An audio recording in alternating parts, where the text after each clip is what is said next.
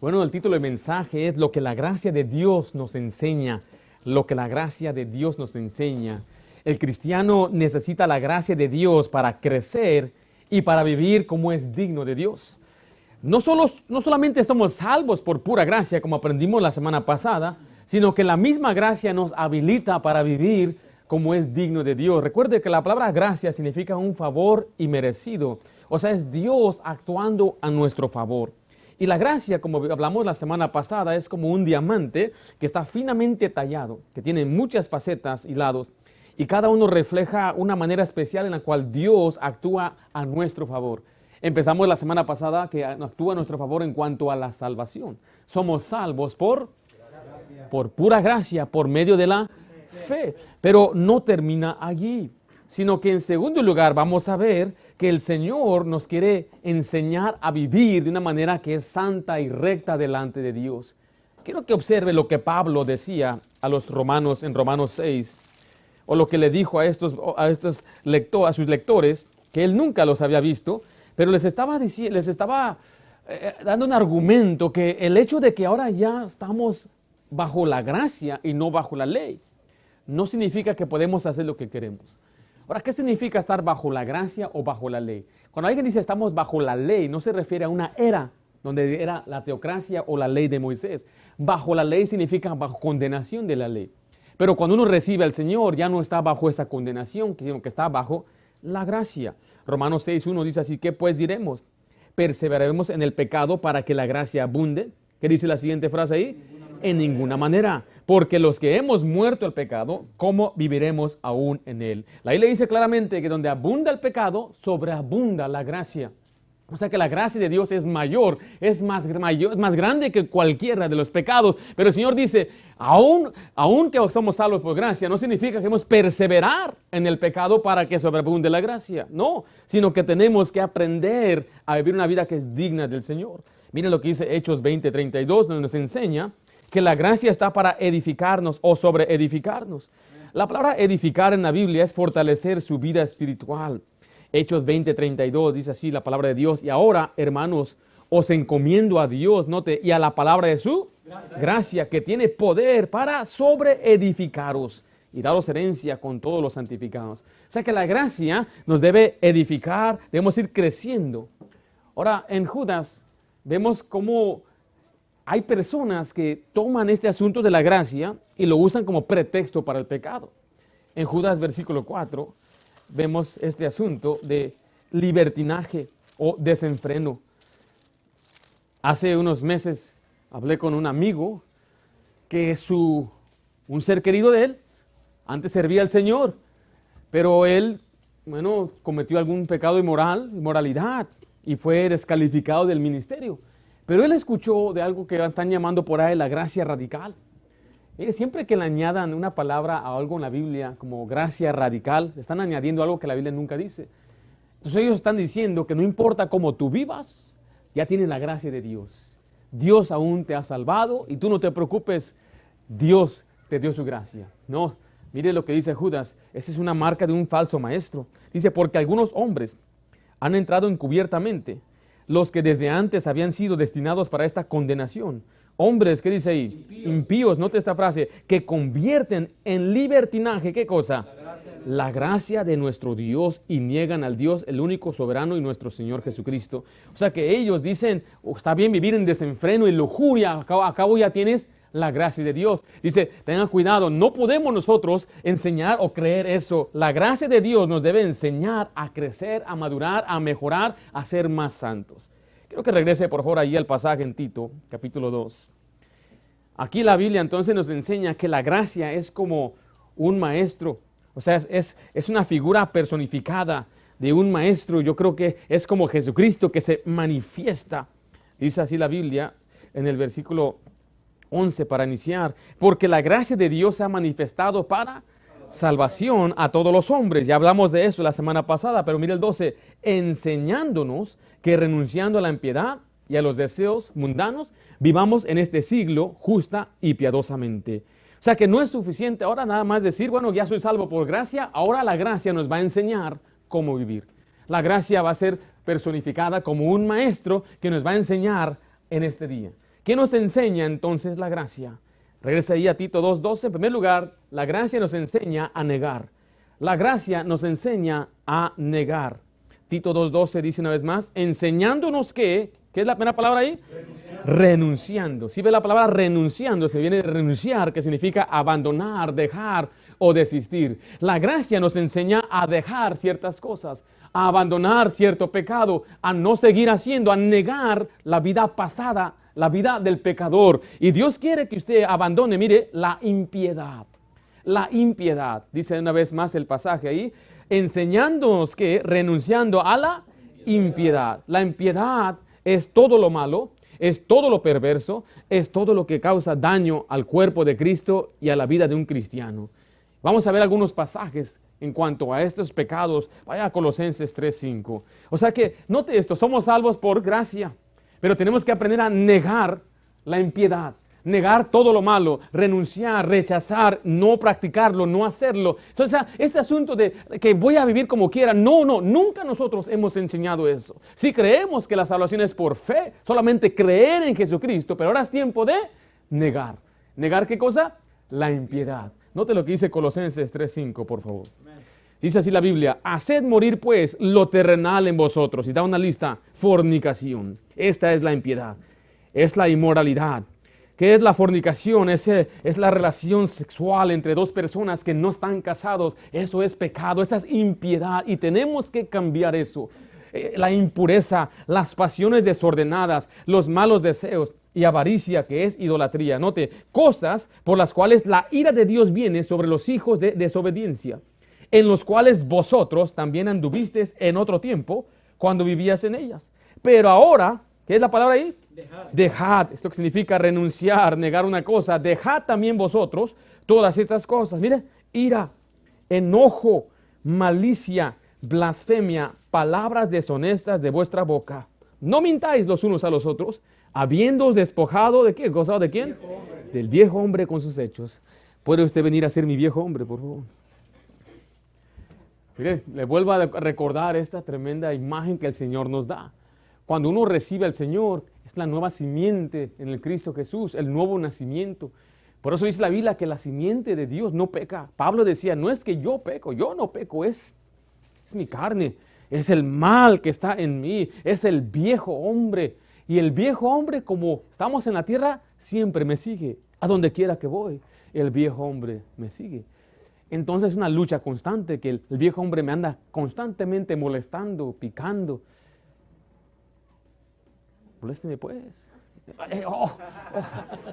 Siempre me anda molestando, siempre me anda susurrando diciendo, mira eso, haz eso. Bien que sabe, bien que sabe. Y siempre anda ahí. Y dice la Biblia, tenemos que despojarnos. ¿Qué significa despojar? Dejar, pero mire, violentamente. Porque el viejo hombre ahí está. Y note lo que el viejo hombre nos anima a hacer, todo lo que es la inmoralidad. Especialmente usted, varón, sabe, batallamos como seres humanos muchas veces. Miren, no todos son igual. A veces me decía uno, no, es que todos los hombres son igual. No, el león siempre piensa que todos son en su condición. Usted sabe lo que usted es, usted sabe cómo es su mente, usted tiene que aprender a cuidarse. Pero mira, hay otros pecados que menciona aquí la Biblia, la ira. Hay algunos de nosotros que tenemos que renunciar a la ira, dejar de ser enojones. Siempre se enojan, fácilmente, se enfadan fácilmente, se molestan por cualquier cosa, azotan la puerta, abren la puerta, el perro ladra, dejaron el refrigerador abierto, se echó a perder las manzanas, nadie se las comió y se llenan de ira. Pero, ¿y por qué? Tenemos que aprender a despojar eso, a dejar eso, es la impiedad, la gracia nos va a enseñar a hacerlo. Usted depende de esa gracia porque si dice yo tengo enojo, algunos ya se enojaron ahorita, por ejemplo, que mencioné eso. La palabra malicia es que tienen maldad en su corazón. La palabra blasfemia habla de ser irreverente hacia las cosas de Dios. Vemos después las palabras deshonestas, ser mentiroso, no ser honesto, no decir las cosas, es no dar la comunicación como debe de ser. Esto es impiedad. Todo eso es ver una vida de un impío. Y Dios dice, tenemos que dejar. Y la gracia de Dios nos enseña esto. No diga, no se goce nada más diciendo, soy salvo por gracia, pero ¿cómo está su vida? ¿Es impío? Vive de esta forma. El viejo hombre lo tiene que despojar. Váyase. En 2 Timoteo 2:19 se nos reta a apartarnos de la iniquidad. ¿Qué tan importante es vivir apartados? Es dejar, renunciar. Dice así la Biblia, pero el fundamento de Dios está firme, teniendo este sello. Conoce el Señor a los que son suyos. Note, y apártese de iniquidad. ¿Quién? Todo aquel que invoca el nombre de Cristo. ¿Usted ha invocado el nombre de Cristo? Entonces dice Dios, apártate de la iniquidad. Deja eso. Renuncia a la impiedad. En Efesios 4:22 nos habla una vez más del viejo hombre. Oh, este viejo hombre apareció otra vez. Véngase, hermano, viejo hombre, otra vez. Allí aparece otra vez el viejo hombre. ¿Qué hace el viejo hombre donde quiera voy? ¿Qué hace? Ahí está. Me anda molestando, me anda susurrando. Cuando quiero levantarme a leer la Biblia, ¿qué hace el viejo hombre? Quédate un rato. Cuando quiero, y si saco la Biblia, ¿qué hace el viejo hombre? Empieza a sonar el teléfono, no suena, pero ¿qué habrá por TikTok? ¿Sí sabes cómo? El viejo hombre sabe, hermano. ¿Por qué es que el viejo hombre sabe hacer todas esas cosas malas? No estoy diciendo que están malos los programas, yo no digo eso. Está mal lo que miran. Eso es lo malo. A mí una vez el teléfono nos salvó la vida. Gracias a Dios por la comunicación. Estás ahí en un lugar, estás en peligro, pero viejo hombre no quiere usar las cosas buenas para algo bueno, sino qué malo. Voy a leer la Biblia un rato.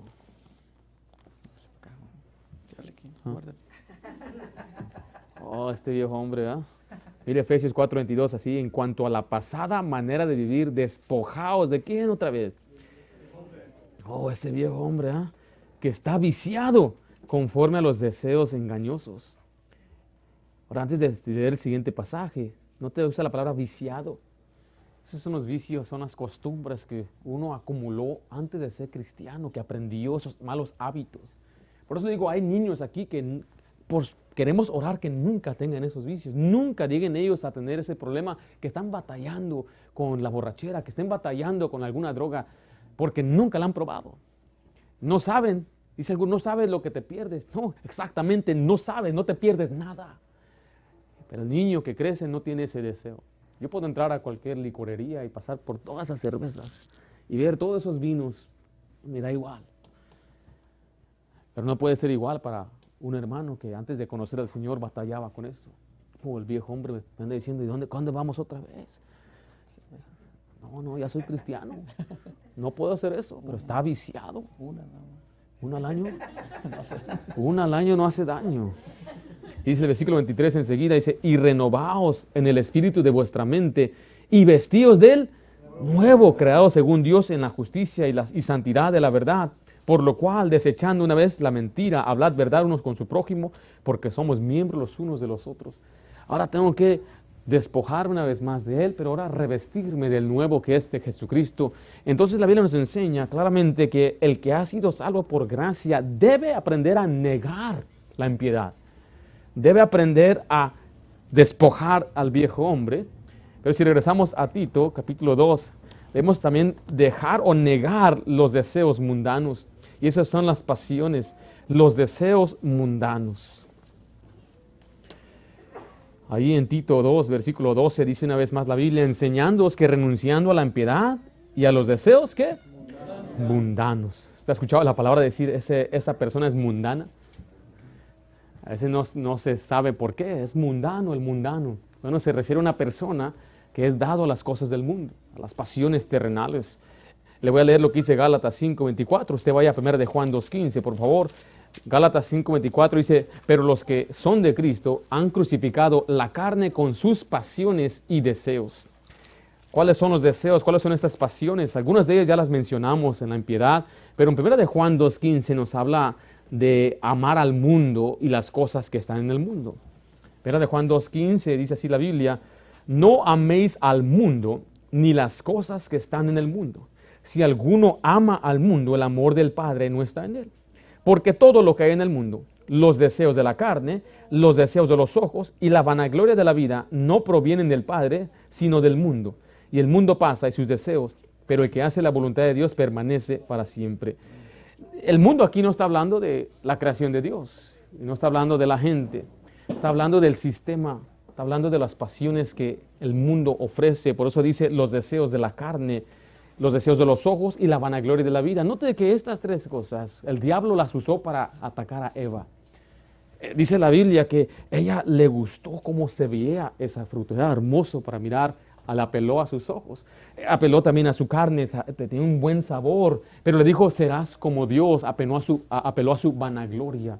Entonces el diablo sabe usar el mundo y las cosas de este mundo para hacernos tropezar. Y Dios dice en la Biblia, tenemos que renunciar a esas pasiones, al poder, a los placeres y a las posesiones. Eso es lo que la gracia nos enseña. Ahora, si usted batalla con lo que he mencionado hoy, Dios le puede dar su gracia, le puede dar su fuerza, le puede dar a usted esa fuerza espiritual para poder sobrellevar esto. O sea, no puede decir, así soy, así nací, así es mi pueblo, así somos. No puede usted decir, usted ahora que ha sido salvo por gracia, tiene que renunciar y tiene que negar estas cosas. No hay excusa, no hay pretexto. Eso Dios no lo acepta. Así soy, y así fui, y así fue mi papá, y así fue mi abuelo. Bueno, su papá fue salvo, no, su abuelo fue salvo, tampoco. Entonces tiene que cortar esa cadenita ahí. Tenemos que cambiar, tenemos que renunciar toda la impiedad, todo el pecado, dejar de ser iracundos, dejar de ser maltratones, dejar de ser chismosos, dejar de ser criticones. Todo esto tenemos que dejar, tenemos que negar todas estas cosas. Qué bueno que somos salvos por gracia, ¿verdad? Pero está creciendo en la gracia. Ha aprendido a negar los pecados, ha aprendido a negar a sus ojos lo que quiere ver. A las 3 de la mañana algunos se levantan a esa hora para hacer su maldad, no se duermen. Escuche, no le da vergüenza a algunos que su mensaje ahí en su WhatsApp dice ahí, la última vez que vio su mensaje fue a las 2 de la mañana, ahí aparece. Ahí voy yo revisando un mensaje, me levantando ahí y le mando un mensaje y no contesta porque estaba bien dormido a las 2. Estaba bien despierto a las 2, perdón. ¿Y qué estaba haciendo? ¿Qué hacéis a esa hora? Orando, leyendo la Biblia, orando por su pastor, orando por la iglesia. Tiene que renunciar los deseos de sus ojos, renuncia a las pasiones. Huya, dice, huid de las pasiones, tenemos que aprender. Pero mire, Dios no nos deja solos. Recuerde, este asunto de que el Señor nos quiere enseñar es porque Él mismo nos va a habilitar para dejar renunciar a estas cosas. Lo que la gracia nos enseña, número 1 es a negar. Número 2, la gracia nos enseña a añadir. La gracia nos enseña a añadir. Regresemos ahí a Tito, capítulo 2. Eso se refiere a lo que debemos hacer. Ya vimos lo que no debemos hacer, vamos a aprender lo que Dios quiere que hagamos. Tito 2:12 dice de esta manera, enseñándonos que renunciando a la impiedad y a los deseos mundanos, vivamos en este siglo sobria, justa y piadosamente. Está diciendo en este siglo. Ahora, la Biblia transciende cualquier época. No se preocupe al decir, bueno, es que eran aquellos siglos. Y creemos, bueno, es que nuestros tiempos son más peligrosos que aquellos tiempos. Quizás es así, pero escuche esto. En los tiempos de la Biblia, a lo menos hablando históricamente, había tanta inmoralidad dentro aún de las religiones, de las iglesias. O sea, a veces pensamos que en aquel tiempo había gente más moderada, había gente más... No, siempre ha sido así. Siempre ha habido maldad y pecado. La diferencia en nuestro tiempo, en nuestra época, es la tecnología nada más. Pero siempre ha habido gente batallando con la impiedad, con ser iracundo, con ser problemáticos, con ser habladores. Siempre ha sucedido esto. Por eso dice la Biblia aquí, en este siglo. Yo creo que Dios sabe que en este siglo podemos vivir de una manera que es sobria, que es justa y piadosamente. ¿Qué nos enseña a añadir? Bueno, la sobriedad. Quiero que vaya a 1 Tesalonicenses 5:6. ¿Qué significa? ¿A qué nos referimos por eso? Bueno, cuando usted piensa en la palabra sobrio, hay diferentes maneras de verlo. La Biblia usa discreción de una manera de actuar, pero en verdad la palabra sobrio es que nos enseña a estar alerta, estar en guardia. La gracia nos va a enseñar a estar cuidándonos, a estar constantemente alerta, que hay un enemigo. Quiero que lea conmigo ahí 1 Tesalonicenses 5:6. Por tanto, no durmamos como los demás, sino, ¿qué dice ahí? Velemos y seamos sobrios. O sea, despierte de su sueño espiritual. Hay quienes no están caminando con Dios, están dormidos espiritualmente, no están armados como un soldado, no están firmes y cuando el día malo venga, Satanás fácilmente va a hacer estragos de su familia, lo va a derrotar, lo va a mover de su firmeza. Y Dios quiere que usted siempre se mantenga velando y sobrio, alerta. Recuerde lo que dice 1 Pedro 5:8 en cuanto a nuestro enemigo, el diablo. El diablo, dice la Biblia en este pasaje, 1 Pedro 5:8, dice así: sed sobrios y velad, porque vuestro adversario, el diablo, como león rugiente, anda alrededor buscando a quien devorar. Un adversario es uno que está en su contra, un enemigo, y el enemigo es el que se opone a usted. Recuerde, la vida cristiana es una batalla, es una lucha, y el enemigo siempre está atrás de usted, siempre, constantemente, tiene un blanco en su espalda. No hay momento que usted puede bajar la guardia, no hay lugar donde usted puede bajar la guardia. Siempre tiene que estar alerta. Pero ¿sabe tras quién va? La gente que no se está cuidando, la gente confiada, la gente que dice todo está bien, la gente que no lee la Biblia, la gente que no es fiel a una casa de Dios, la gente que no busca crecer en la gracia. Dicen ellos, todo está bien, pero viene el diablo, no está viviendo sobrio. Y la gracia de Dios nos enseña eso. Está tremendo este asunto de la gracia de Dios. Somos salvos por gracia. Qué bendición, pero nos enseña a ser sobrios. La gracia misma nos va a ayudar a estar siempre alerta de las acechanzas del diablo. 1 Pedro 4:7 nos enseña en la Biblia que es por medio de la oración que nos mantenemos sobrios. 1 Pedro 4:7 dice: mas el fin de todas las cosas se acerca. Sed pues, ¿qué cosa? Sobrios, mire, y velad en oración. Siempre vemos en la mano sobrios y velad. Estar alertas y estar velando, estar constantemente cuidándonos porque el Satanás viene. Tiene que estar velando por sus hijos, mi querido hermano. Oh, mire, yo no comprendo cómo usted, padre, pueda simplemente no darles atención a su hijo, que estar atento espiritualmente, cuidarlos, y le tiene que limitar a sus hijos. El diablo sabe por dónde meterse. Usted sabe que Estados Unidos es el único país que permite el TikTok para niños menores de 13 años. Es el único. Todos los otros países no lo permiten. Yo sé que pueden mentir, pero aquí sí lo permiten. Y no solamente eso, el dueño de TikTok no deja que sus hijos tenga. Eso me impresiona mucho. Él dice que los demás se pudran, mis hijos no. Steve Jobs no dejaba que sus hijos tuvieran iPads ni iPhones. El otro, el de Microsoft, ¿cómo se llama? Bill Gates no dejaba que sus hijos tampoco usaran sus aparatos que él mismo diseñó para el público. Y hay gente que se dedica a las drogas, aún los mismos narcos, no dejan que sus hijos consuman la misma droga. Es impresionante esto. Cómo tanto se meten en proteger, en limitar a sus hijos porque se interesan. Y nosotros los padres a propósito les damos todas esas cosas para que los quitemos de nuestras manos. Ya cuando crece, el diablo viene, los devora y dice uno, ¿y qué pasó con mis hijos? Los dejamos al merced de Satanás. Pero es que no lo puedo controlar. Papá decía, hay un cinto mágico que puede domar a cualquiera. El problema es que ya los hemos impuesto. Ya están ahí y lo que tienen que hacer.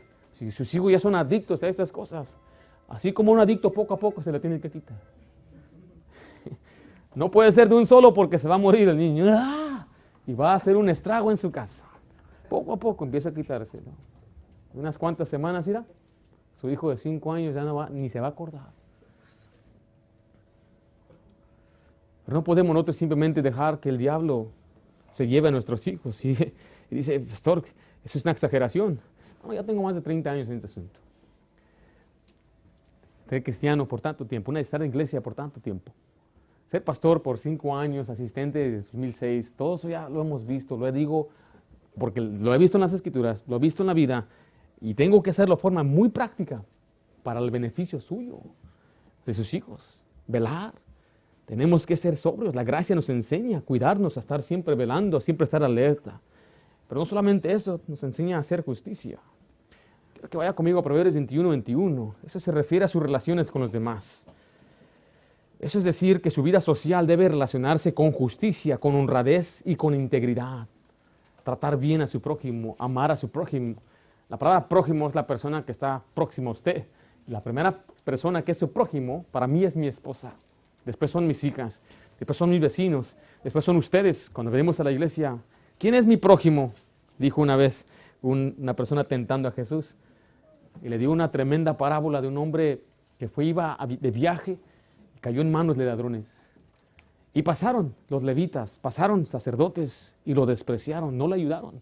La gente que debería ayudarle. Pero vino una persona de segunda categoría, un samaritano, un despreciado. Y este hombre ayudó al que era su enemigo, hablando en ese tiempo. ¿Te acuerdas la samaritana cómo le dijo a Jesús? Tú, siendo judío, me pides a mí, que soy samaritana, agua de beber. ¿No sabes que los judíos y samaritanos no se llevan? Pero el ejemplo es que este hombre, a pesar de tener esas diferencias de cultura o de nacionalidad, él hizo justicia, le hizo un bien. Entonces, mire, ¿cuánto más nosotros debemos hacer bien a nuestras esposas, a nuestros esposos, a nuestros hijos, a los hermanos en el Señor? Debemos hacer siempre justicia. Proverbios 21:21 dice así la Biblia: el que sigue la justicia, ¿y qué cosa? La misericordia hallará la vida, la justicia y la honra. Usted quiere que Dios le bendiga a usted, haga justicia. La gracia de Dios nos enseña a ser sobrios, a hacer justicia, pero también nos enseña la piedad. La piedad es vivir como Dios quiere. Es un concepto que tiene que ver con la relación de la persona de Dios. Es decir, que debe evidenciar su vida espiritual, saludable, ferviente, mostrando una vida que refleja la de Dios Santo. Por eso dice la Biblia, vestidos como escogidos de Dios. Mire Colosenses 3:12. ¿Es Dios piadoso? ¿Es Dios santo? ¿Es Dios perdonador? ¿Dios hace daño a sus hijos? Dice así Colosenses 3:12 de esta manera: vestidos pues como escogidos de Dios, santos y amados de entrañable misericordia, de benignidad, de humildad, de mansedumbre, de paciencia, soportándoos unos a otros y perdonándoos unos a otros, si alguno tuviere, ¿qué cosa? Queja contra otro. De la manera que Cristo os perdonó, así también hacedlo vosotros. El Señor dice que tenemos que vestirnos como escogidos de Dios y nos da los atributos de Él. Dios es misericordioso. Tenemos que ser misericordiosos con los demás. ¿Sabe qué es ser misericordioso? Es que no voy a pagarle a una persona como lo merece.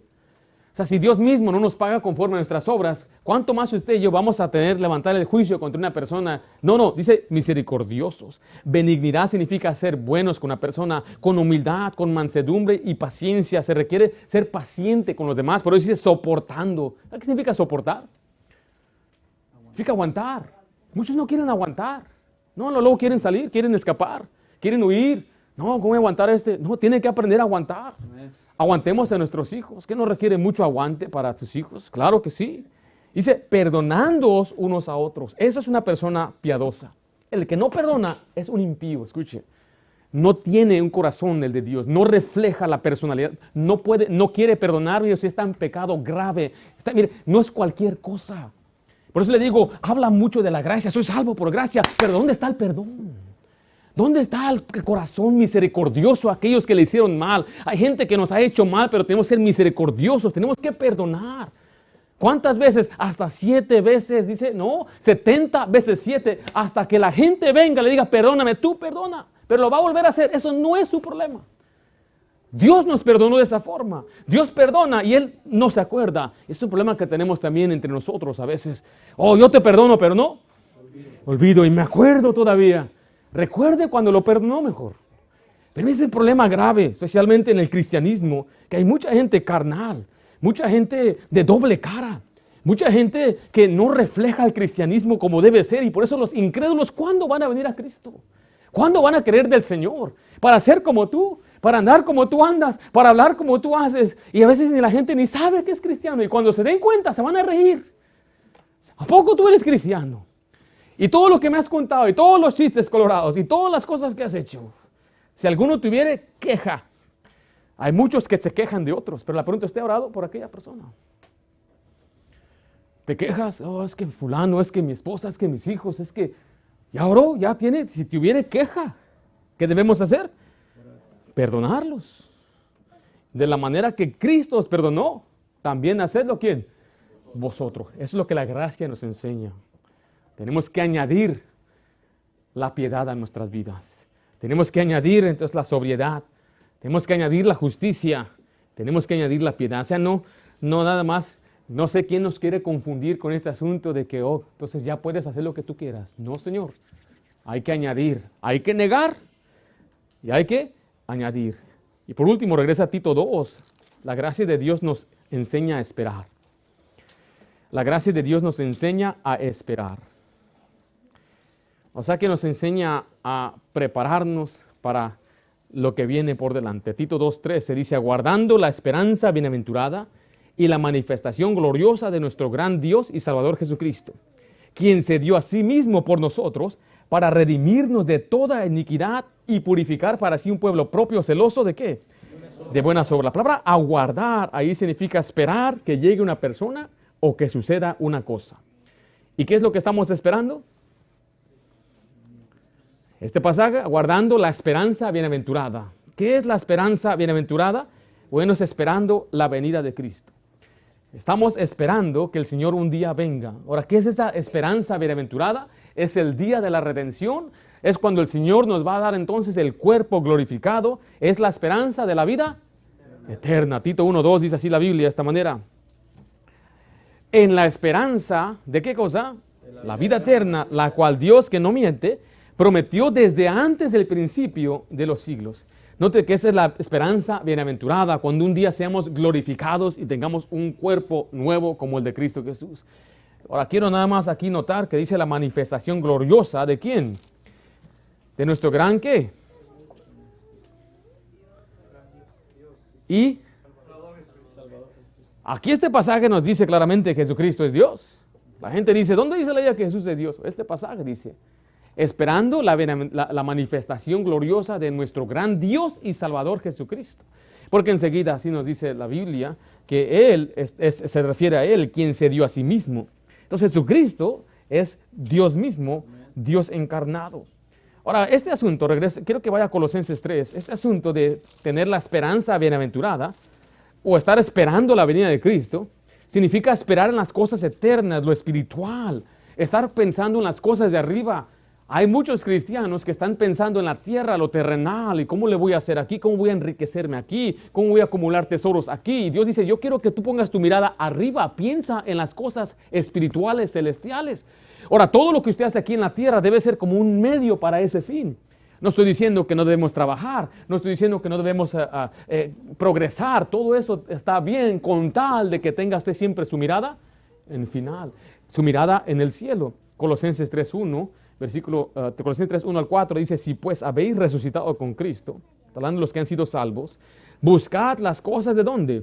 De arriba, donde está Cristo sentado a la diestra de Dios. Poned la mira en las cosas de arriba, no en las de la tierra, porque habéis muerto y vuestra vida está escondida con Cristo en Dios. Note el 4, cuando Cristo, vuestra vida, ¿qué sucede ahí?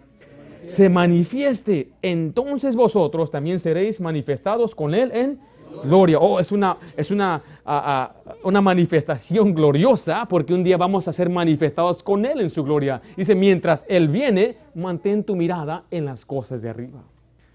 Mantén tu enfoque, tu afecto, en otras palabras, que usted esté buscando, su amor esté en el cielo, su corazón esté en las cosas del cielo. Porque donde está vuestro corazón, ahí también está vuestro tesoro. Donde está vuestro corazón, ahí está su tiempo, ahí está su dedicación, su consagración. Cuando usted tiene su corazón en las cosas de arriba, su afecto, entonces va a vivir acordándose siempre que un día viene Jesucristo. Se va a manifestar un día. En Romanos 8:23 habla de la redención del cuerpo. En Filipenses 3:21 habla que va a transformar el cuerpo de la humillación nuestra. Ahora mire, qué bueno que el Señor viene y un día nos va a llevar con Él. Pero mire, nosotros tenemos que estar preparados para su venida. Tenemos que estar preparados para su venida. Quiero que regrese a Tito 2:14, por favor. ¿Estamos ahí?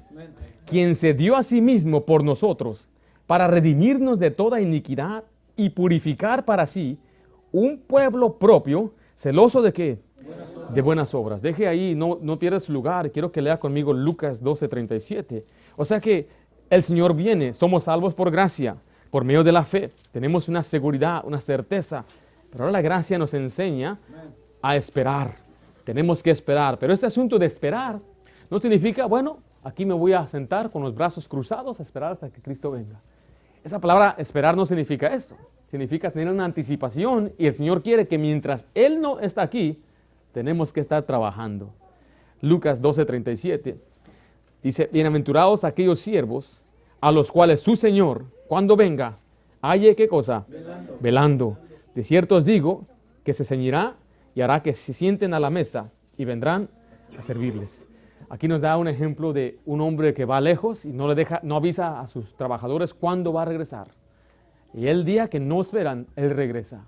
Y él espera que estén trabajando, que estén velando, que estén haciendo algo. Un día el Señor va a regresar. ¿Nos dijo cuándo? ¿Sabemos la hora o el día? ¿Quién sabe la hora del día? ¿Los ángeles lo saben? ¿El Hijo lo sabe? Entonces, ¿qué debemos hacer mientras Él viene? El Señor nos encuentre trabajando. Hay algunos patrones aquí. Y se sabe cuando viene y no encuentra a su trabajador haciendo lo que debe hacer, ¿qué se hace? Se reprende, se regaña, y si lo sigue haciendo otra vez, lo corren. Yo trabajé con un caballero en la construcción y ese era un hombre muy buen trabajador, pero estaba ya decepcionado.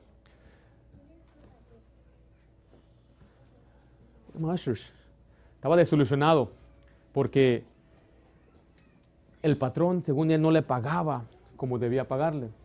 Entonces lo que sucedió fue que cuando el patrón se iba, me decía, siéntate. Ahí me sentaba yo con él, bien obediente. Yo era el chalán, nada más. Cuando escuchaba la máquina, el camión del patrón, a trabajar, se ponía, pero rápido. Esos muchos también, sus hijos así son también, ¿verdad? Los deja haciendo una tarea, un trabajo, y nada más se desaparece un ratito. ¿Y qué están haciendo sus hijos? Están jugando. Poner a un niño a recoger sus juguetes como que no se puede. Levanta el juguete y se olvida lo que está haciendo y se pone a jugar. A mí me ha tocado muchas veces que mientras yo trabajaba, el patrón me caía.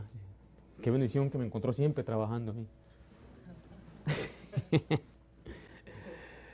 ¿Qué es lo que el Señor espera de nosotros? El pasaje que estamos leyendo habla de un pueblo santo. Cuando el Señor venga, que encuentre un pueblo santo. El pasaje dice, un pueblo propio, purificar a un pueblo propio. Purificar significa tener limpio. 1 Tesalonicenses 3:13 nos habla de vivir en santidad cuando Cristo venga. 1 Tesalonicenses 3:13, estamos ahí. Para que sean afirmados vuestros corazones, irreprensibles, ¿en qué cosa? Santidad. En santidad delante de Dios nuestro Padre. Note, en la venida de nuestro Señor Jesucristo con todos sus santos.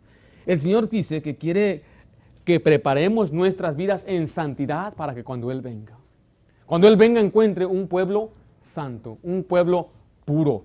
Primera de Pedro 1:13, quiero que me acompañe ya, por favor. Recuerde, hoy estamos hablando de la santidad de Dios. Dios quiere que seamos santos. Pero quiero que vea una vez más el contexto siempre de la santidad de Dios. Es que Él un día viene por nosotros. Y cuando Él aparezca, más vale que encuentre a un pueblo santo. Primera de Pedro 1:13, estamos ahí. Amén. Por tanto, ceñid los lomos de vuestro entendimiento. Sed sobrios y esperad por completo, note, en la gracia que os traerá cuando Jesucristo sea manifestado a su venida. Como hijos, ¿qué? Obedientes. No os conforméis a los deseos que antes tenías estando en vuestra ignorancia, sino como aquel que os llamó es santo, sed también vosotros santos en toda vuestra manera de vivir, porque escrito está, sed santos porque yo soy santo. Note entonces cuando el Señor venga, ¿qué quiere encontrar? Quiere encontrar santidad.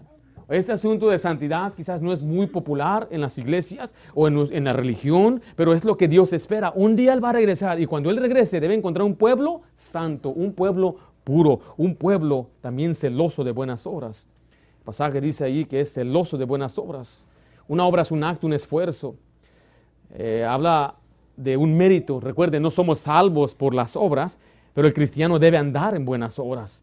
El cristiano debe hacer buenas obras. Dice celoso, significa motivado para hacer las cosas. Debe emocionarse por servir a Dios. Debe tener interés ardiente y ser activo en la vida cristiana. La vida cristiana no es una vida pasiva. No solamente Dios quiere santidad, quiere que estemos sirviendo. En Romanos 12:11 dice, en lo que requiere diligencia, no perezosos, fervientes en espíritu, sirviendo al Señor. En Efesios 2, versículo 8, usted sabe el pasaje, porque por gracia sois, por medio de la fe. Y esto no es de vosotros, pues es, no por obras para que nadie se gloríe. Pero el siguiente versículo dice, porque somos hechura suya, creados en Cristo Jesús para buenas obras, para andar en buenas obras, las cuales Dios preparó de antemano. En Tito 3:8, quiero que vaya allá, por favor. Dios preparó estas obras de antemano. Se refiere que Él ya tenía una idea de cómo Él quiere que sus hijos vivieran antes de que existiéramos aquí en la tierra. La manera que yo lo he explicado es esto: antes de que mis hijas nacieran, mi esposa y yo ya teníamos una idea de su crianza, lo que íbamos a enseñar, cómo iba a ser su vida de ellas y lo que esperamos de ella. Muchas cosas las planeamos antes de que ellas nacieran. Y Dios quiere que usted y yo andemos en buenas obras. Tito 3:8 dice, palabra fiel es esta, y en estas cosas quiero que insistas con firmeza. Aquí debo insistir, mi hermano, yo como pastor, para que los que creen en Dios procuren, ¿qué cosa? Ocuparse en buenas obras. Estas cosas son buenas y útiles a los hombres. Ahora, vuelvo a decir, ¿somos salvos por obras? ¿Por? Pero para andar buenas obras. O sea que ahora el pensamiento correcto es, no soy salvo, no hago obras para salvarme, sino ahora que soy salvo, debo andar en buenas obras. ¿Qué es la buena obra? Es leer su Biblia, orar, es amar a su prójimo, es perdonar, es evangelizar, es dar generosamente, es ayudar al necesitado, estar dispuesto a servir, hablar la verdad, es aún en pagar sus impuestos y darle respeto a quien merece respeto y honra a quien merece honra, es visitar a los enfermos y a los necesitados, es ser leal a su esposa, es respetar a su marido, es cuidar y proveer para su familia, es no andar en vicios, sí, claro, no tomar, no fumar, es no decir groserías y que nuestras palabras sean para edificar, es no amar al mundo. Todas estas cosas son las buenas obras que se debe insistir en hacer, no para salvarse, sino porque ya somos salvos. La gracia de Dios nos enseña a ser celosos de buenas obras. ¿Cómo están sus obras? ¿Sirve al Señor? ¿Le da deseo de servir al Señor? ¿Le hace falta crecer en la gracia entonces? Se nota en su vida si tiene un fervor por servir al Señor, si viene alegremente a la casa de Dios, si usted lee la Biblia con entusiasmo, se levanta y dice, bueno, creo que aquí el pastor nos dio esta lista para leer la Biblia y bueno, ahí está arrumbada. ¿Ha leído su Biblia este año? ¿Está en su progreso allí? ¿Ya leyó todo Génesis? ¿Ya leyó todo Mateo? Entonces, ¿dónde está ese celo por las buenas obras? ¿Dónde está el celo por servir al Señor? ¿Dónde está el celo por envolverse? Quiero que Dios me use, que Dios me utilice. ¿No tiene usted ese deseo? ¿No tiene usted ese deseo que el Señor de una forma me use para ser bendición, para que Él sea glorificado? Porque Mateo 5:16 dice, así alumbre vuestra luz delante de los hombres, para que vean vuestras buenas obras y glorifiquen a vuestro Padre que está en los cielos. O sea que las buenas obras que hacemos es para que la gente vea una luz, y esa luz entonces refleja la gloria de Dios. ¿Qué ven nuestros hijos en nosotros? ¿Podrán nuestros hijos glorificar a Dios en nosotros? ¿Podrán nuestros seres queridos glorificar a Dios en nosotros? Somos personas que andamos en buenas obras. Recuerden, nuestras buenas obras nos seguirán. Apocalipsis 14:13 dice que cuando lleguemos al cielo, las obras nos siguen. Y esas obras se convierten en un galardón y recompensas. Encima de todo eso hay una tremenda bendición. Pero la Biblia dice también que habrá vergüenza cuando Cristo regrese. Vaya a 1 de Juan 2:28, por favor. ¿Habrá vergüenza? Sí. Porque recuerde, el Señor viene un día y quiere hallarnos haciendo buenas obras, quiere un pueblo santo. Y si el Señor viene y no lo encuentra a usted viviendo en santidad y andando en buenas obras, ¿cómo se va a sentir usted? O sea, que el Señor venga un domingo, ¿dónde nos debe encontrar? En la casa de Dios, sirviendo al Señor en santidad. Pero mire, 1 de Juan 2:28. Y ahora, hijitos, note que le habla a gente salva, hijitos, permaneced en Él, para que cuando se manifieste, cuando venga, tengamos confianza, para que en su venida, ¿qué dice la última frase ahí? No nos alejemos de Él avergonzados. Cuando Él venga, usted va a tener confianza. Ven, Señor Jesús, vivo en santidad para darle gloria a Él, hago buenas obras para darle gloria a Él, y cuando aparezcas, cuando aparece el patrón, usted hasta le da gusto que lo encuentre trabajando. Y el patrón viene y dice, wow, ya sabe, patrón, aquí echándole ganas, produciendo para usted. ¿Cómo se siente el patrón? Pero si lo encuentra haciendo lo que no debe hacer, ¿qué es lo que siente una persona? Vergüenza. Este pasaje es lo que está enseñando. ¿Habrá vergüenza en su venida? Sí. Habrá gente que dice ahí, ¿cómo dice? ¿Se va a alejar? ¿Qué significa alejar? Retirarse, esconderse. O sea, cuando el Señor venga, usted va a correr hacia el Señor. De una vez, llévame. O como no está en santidad, una vida impía, mal hablado, no tiene buenas relaciones, no vive en justicia, usted va a querer hasta esconderse. ¿Qué hizo Adán y Eva cuando vino el Señor? Escondieron. Les dio vergüenza. El pecado siempre trae vergüenza. Por eso todo esto yo me impresioné al ver todo esto, cómo todos se acomodan en la gracia de Dios. Sí se ha manifestado la gracia de Dios para salvación. Pero ahora la gracia de Dios nos fortalece, nos ayuda y nos enseña. Por eso se le está enseñando ahorita, se le está insistiendo ahorita, pero en un final, usted es la persona que debe obedecer lo que dice la Biblia. Porque ahí en 2 de Juan 1:8, le vuelvo a decir, mira, ahí nada más de vuelta a la hoja. Mirad por vosotros mismos para que no perdáis el fruto de vuestro trabajo, sino que recibáis, ¿qué cosa? Galardón completo. ¿En dónde? Vuelve a lo mismo. Nuestra mente debe estar en las cosas espirituales. Hágase esta pregunta. ¿Lo que está haciendo usted ahorita glorifica a Dios? Su trabajo glorifica a Dios. ¿Está usando usted su vida, está edificando su vida de una forma que glorifique a Dios? Dios nos da posesiones, nos da cosas terrenales, pero estamos glorificando a Dios. Está siendo Dios exaltado. Pues un día, cuando lleguemos al cielo, muchos de nosotros no vamos a recibir un galardón completo. Y algunos, me da esta tristeza que no le interesa, ni le importa ahorita. Se conformaron de ser salvos por gracia. Pero eso me da mucha tristeza, porque vendrá el día, cuando el Señor venga, va a haber mucha vergüenza, habrá muchas lágrimas. Dice la Biblia que Él va a enjugar todas lágrimas, significa que habrá mucha gente triste en aquel día de la redención. Y habrá gente que estará gozando más. Entra al gozo de tu Señor. Estaremos más cerca a la mesa del Señor. Estaremos reinando con Él. Habrá quienes tendrán más coronas. Y todo eso es una vez más para volverse a acechar los pies de Cristo. Para darle más gloria y más honra. En un final, todo lo que hacemos es para honrar y glorificar más a Dios. Las recompensas son para volver a dárselas al Señor. Así que, gracias a Dios que nos salva por gracia. Yo estoy muy contento. Tengo una satisfacción, una paz en mi corazón. Puedo dormirme tranquilo. Pero ahora tenemos que crecer. La gracia de Dios nos enseña lo que debemos negar. La impiedad, los deseos mundanos. La gracia de Dios nos enseña lo que debemos añadir. La sobriedad, la justicia, la piedad. Y nos enseña a esperar. Esperar la venida de Cristo y prepararnos para su venida. Vamos a orar. Padre Santo, gracias damos por la bendición que nos has dado de reunirnos en esta mañana. Señor, ayúdame a mí a andar, Señor, como es digno de mi vocación, como es digno, Señor, de ti. Padre Santo, a darte siempre lo mejor, tener un espíritu ferviente, celoso de buenas obras. Yo siempre pido, Padre, que tú examines mi corazón y que puedas, Señor, examinar aún mis actitudes y mis motivos. Mi deseo y mi anhelo es simplemente glorificarte a ti en todo lo que hacemos. Pero, Padre, esta mañana también aprendemos que tu gracia nos enseña a vivir una vida que es digna de ti, Señor. Gracias por enseñarnos, gracias también por fortalecernos. Ayúdanos, Padre, a negar las cosas que son pecaminosas y más bien añadir las cosas que son buenas, las cosas que te glorifican a ti. Y sí, Señor, ayúdanos a mantenernos siempre en alerta, esperando tu venida y mantenernos trabajando en tu obra.